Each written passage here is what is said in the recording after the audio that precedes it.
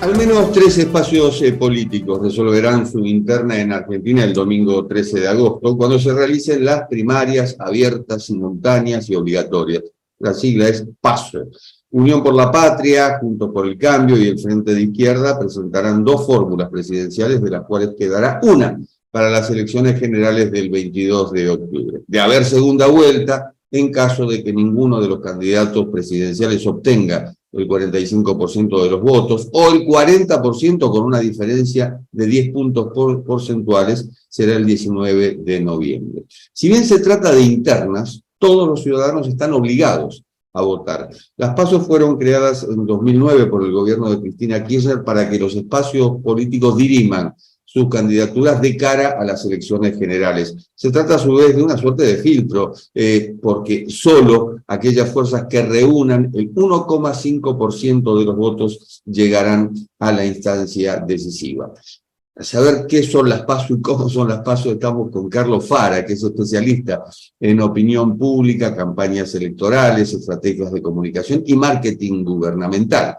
Fue presidente de la Asociación Latinoamericana de Consultores Políticos, es uno de los 5 vicepresidentes de la Asociación Internacional de Consultores Políticos y es secretario del Consejo de Administración de CADAC. Carlos, la primera pregunta es: ¿las PASO resuelven los problemas de fragmentación partidaria y de estímulo de la participación ciudadana?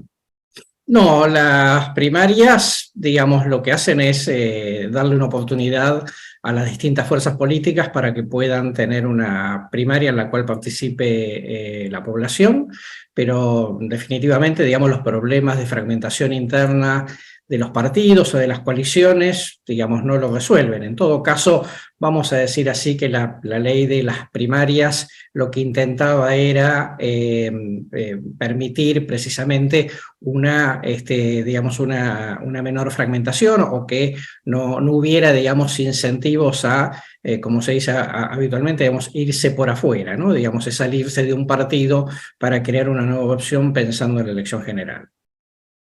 ¿Cómo evaluamos la legitimidad cuando hay un alto nivel de abstención, como se ha visto en elecciones que se han dado durante todo este año? Bueno, es un tema, digamos, estructural, para mi gusto, ¿no? Del sistema político, entre el fenómeno de abstención y el fenómeno de voto en blanco. Seguramente, digamos, esa misma tendencia que estamos viendo en los comicios provinciales, lo vamos a ver en los comicios nacionales, y desde ese punto de vista yo te diría que todos van a tener que prestarle mucha atención, gane quien gane la elección al final del camino, porque definitivamente, digamos, una parte de la sociedad, digamos, que no participa del proceso eleccionario, de todas maneras es opinión pública, ¿no? Es decir, opina y reclama, tiene demandas ciudadanas, y que habrá que ser muy, digamos, muy astuto para poder integrar a una parte de la sociedad que, digamos, más allá de la crisis económica, tiene un fastidio importante en general con el statu quo de la política.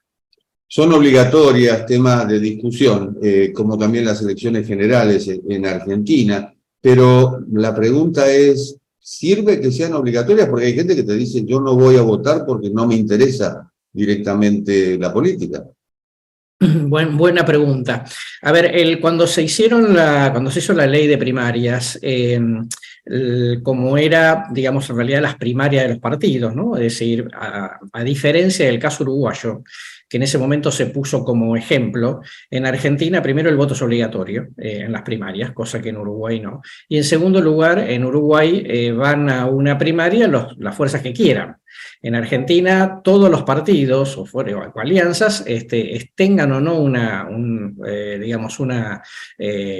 primaria, digamos, un debate entre más de un candidato, de todas maneras tiene que estar su papeleta en la mesa, lo cual, digamos, como se dice habitualmente, lo convierte en una especie de gran encuesta nacional, ¿no?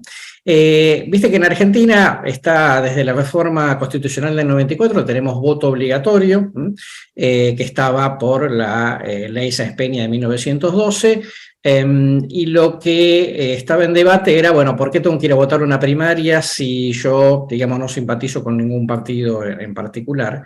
Y ahí un poco lo que existió, digamos, es esta cláusula constitucional, es obviamente debatible, y después el hecho de que si no iba a votar todo el mundo, pudiese quedar un poco más a expensas algunas primarias a la movilización de aparatos partidarios ajenos, ¿no?, a una determinada fuerza. Eso fue el objetivo. Está claro que a medida que fue pasando el tiempo, la gente se fue, vamos a decir así, tomando distancia, sobre todo en el caso de la participación en las primarias, en una Argentina en la cual existe una obligación formal, pero que la verdad es que en la práctica no tiene una sanción real, ¿no? De manera que la gente, digamos, ha ido a votar habitualmente, más allá de la sanción, simplemente por compromiso ciudadano. ¿A quién le conviene que no vote o que vote en blanco? Bueno, acá hay dos cuestiones. La primera es si supuestamente, digamos, va menos gente a votar, suponemos, con razón, que el que se queda en la casa es un votante no politizado, no ideologizado, digamos, un votante independiente, que no se siente convocado por ninguna de las primarias en particular, aunque las hay, ¿no?, en más de una fuerza. Eso por un lado, de manera que en teoría debería empezar más el voto, digamos, estructurado, el voto más politizado, ¿no? Y eso, yo te diría, si es por estructuras, eso siempre, digamos, a los partidos históricos les conviene más, ¿no?, que vote menos votante, que haya menos votante independiente. Pero por el otro lado, ojo, un detalle que es que si se quedan a la casa los menos politizados, eso puede tener algún efecto sobre el resultado final, teniendo en cuenta que hay algunos candidatos o candidatas, digamos, que tienen una mayor adhesión en el voto, en el núcleo duro, más ideologizado de los distintos partidos, y otros candidatos tienen un votante más independiente. Eso puede estar, digamos, esas dos variables van a poder incidir en el resultado de las primarias. En 2019 las primarias condicionaron las generales, prácticamente hubo no medio año, pero sí varios meses durante los cuales la expectativa era que iba a haber un cambio de gobierno.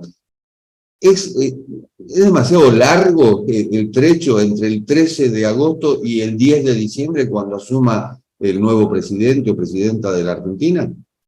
Bueno, es largo, pero sobre todo, digamos, el tema acá es Argentina con crisis económicas recurrentes, ¿no? Porque en una cierta estabilidad económica el proceso, digamos, no debería afectar mucho, ¿no? Sencillamente para poner, digamos, de ejemplo, en Estados Unidos las primarias están arrancando casi un año antes de el momento en el cual, digamos, finalmente se dirime la elección presidencial y el Congreso, pero bueno, obviamente, digamos, Estados Unidos con su estabilidad histórica, eso no le afecta mucho, además de que van siendo elecciones por grupos de estados, ¿no?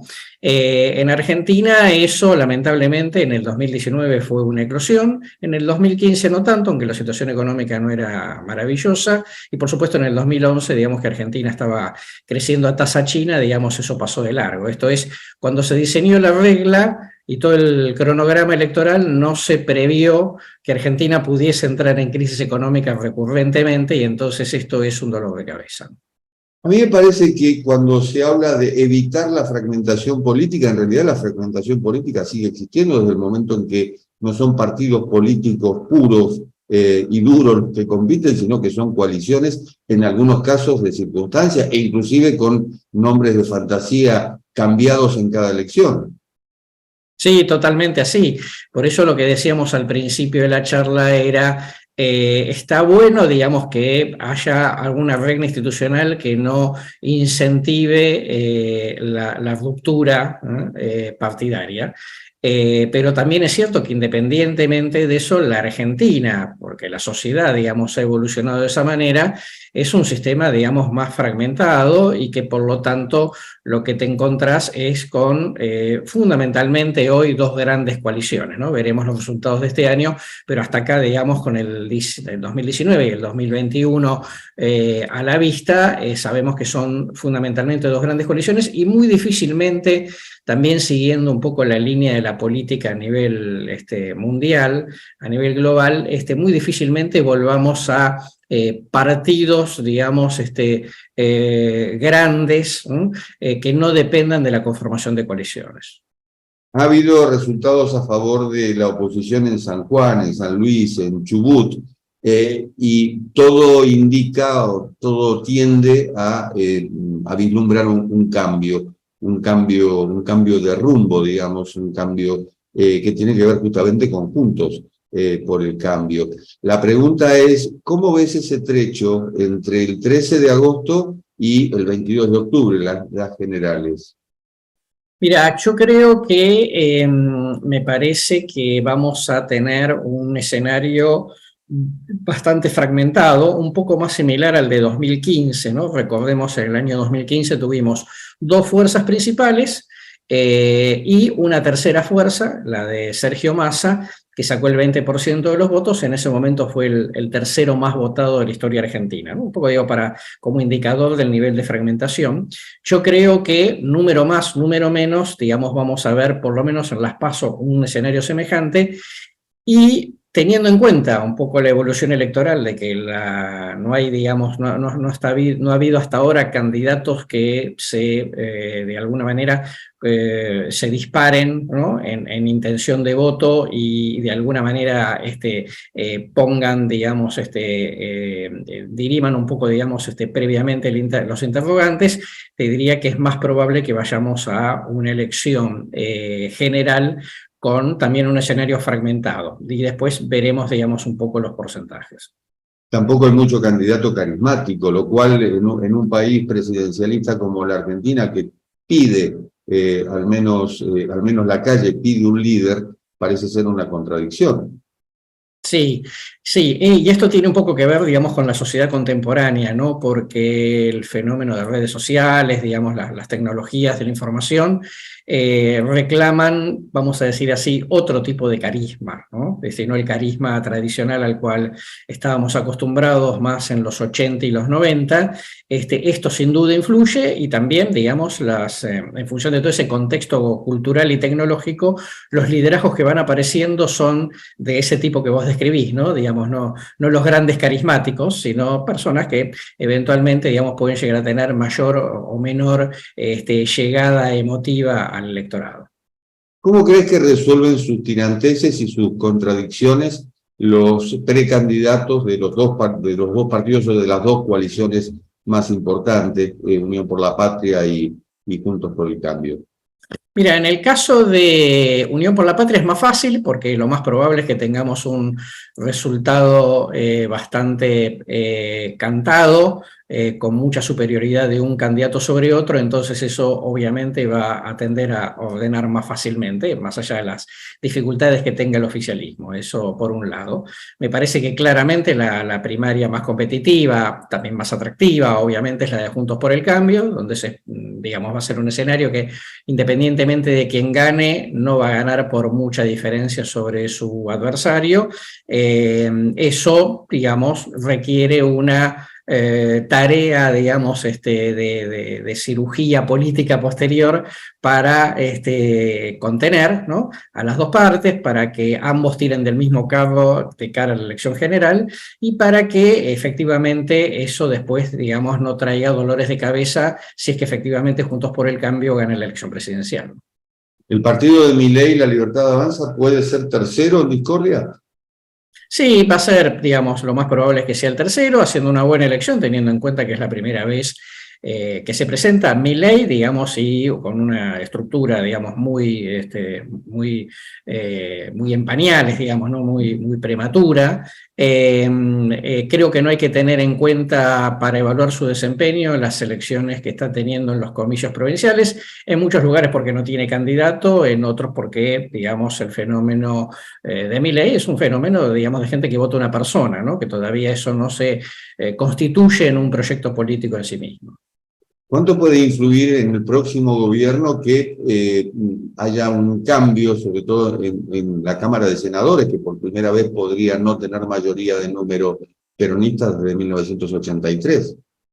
Bueno, es un muy buen punto, teniendo en cuenta, digamos, el sistema bicameral argentino y que además desde el 83 la mayor parte del Senado, independientemente de qué signo político fuera el presidente de turno, estuvo en manos del peronismo o de los distintos, digamos, sectores del peronismo. Ya tuvimos una advertencia, digamos, importante en el 2021, porque hubo en la oposición se puso más cerca que nunca del peronismo. Hoy el peronismo está partido en el Senado, lo cual obviamente también es un tema a considerar, pero hay provincias, digamos como la provincia de San Juan, en donde ganó la oposición la gobernación, que juega senadores nacionales, por supuesto la poderosa provincia de Buenos Aires, de ya, la provincia de Santa Cruz, que puede producirse un cambio político provincial, no hay que descartarlo, de manera que efectivamente yo te diría, primero el peronismo con un riesgo de dejar de tener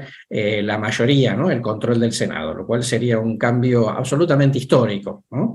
Y por el otro lado, el tema de que si gana la presidencia Juntos por el Cambio, a diferencia del periodo en el cual gobernó Macri, de 2015 a 2019, esta fase de Juntos por el Cambio llegaría con más fuerza parlamentaria que la que tuvo en ese momento, ¿no? Con todo lo que eso implica para la gobernabilidad y las reformas que eventualmente necesita la Argentina.